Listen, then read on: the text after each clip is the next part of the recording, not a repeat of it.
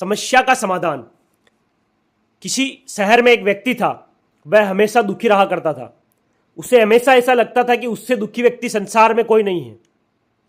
जब भी कोई उससे बात करता तो वह अपनी समस्याओं का बखान करने लगता। थोड़ी देर के बाद व्यक्ति उठकर चला जाता। इस बात से तो वह और परेशान हो जाता कि उसकी बात सुनने वाला तक कोई नहीं है। तभी उसे पता चला कि शहर में कोई महात्मा आने वाले हैं जिनके पास सभी समस्याओं का समाधान है।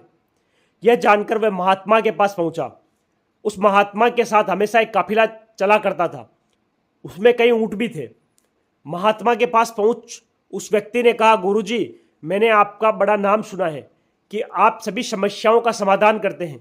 मैं बहुत दुखी व्यक्ति हूँ। मेरे इर्द गिर्द हमेशा बहुत सारी समस्याएं रहती है। एक को सुलझाता हूँ, दूसरी पैदा हो जाती है।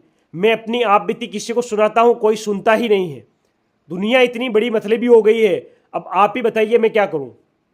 महात्मा ने उसकी बातें ध्यान से सुनी और कहा, भाई मैं अभी तो बहुत थक चुका हूँ, परंतु कल सुबह मैं तुम्हारी समस्या का समाधान अवश्य करूँगा।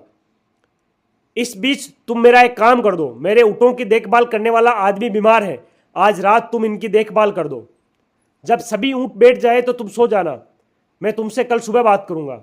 अगले दिन उस आदमी को बुलाया। उस आदमी की आंखें लाल थी। महात्मा ने पूछा, तो बताओ कल रात कैसी नींद आई? व्यक्ति बोला, गुरुजी मैं रात भर सोया ही नहीं। आपने कहा था जब सभी ऊँट बैठ जाए तब सो जाना, पर ऐसा नहीं हुआ। जब भी कोशिश करके एक ऊँट को बिठाता दूसरा खड़ा हो जाता। सारे ऊँट बैठे ही नहीं, इसलिए मैं रात भर सो नहीं सका। महात्मा जी ने मुस्कुराते हुए कहा, मैं जानता था कि इतने ऊँट एक साथ कभी बैठ ही नहीं सकते, फिर भी मैंने तुम्हें ऐसा करने को कहा। यह सुनकर व्यक्ति क्रोधित होकर बोला, महात्मा जी मैं आपसे हल मांगने आया हूँ, पर आपने तो मुझे परेशान कर दिया। महात्मा बोले, नहीं भाई, दरअसल यह तुम्हारी समस्या का समाधान है। संसार के किसी भी व्यक्ति की समस्या इन ऊँटों की तरह है, एक खत्म होती है तो दूसरी खड़ी हो जाएगी। अतः सभी समस्याओं के खत्म होने का इंतजार करोगे तो कभी चैन से नहीं जी पाओगे। समस्याएं तो जीवन का ही अंग है, इसे महसूस करते हुए जीवन का आनंद लो। जीवन में सहज रहने का एक ही उपाय है। दुनिया के किसी भी व्यक्ति को तुम्हारी समस्याएं सुनने से कोई दिलचस्पी नहीं है, क्योंकि उनकी अपनी समस्याएं हैं।